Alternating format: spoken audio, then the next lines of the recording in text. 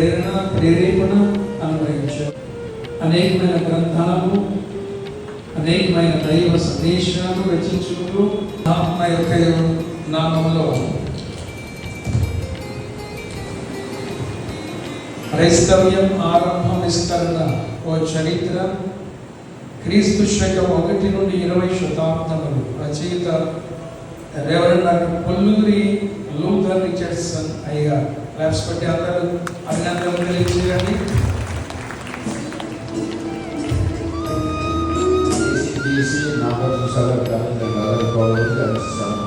Other colleges also used by many students.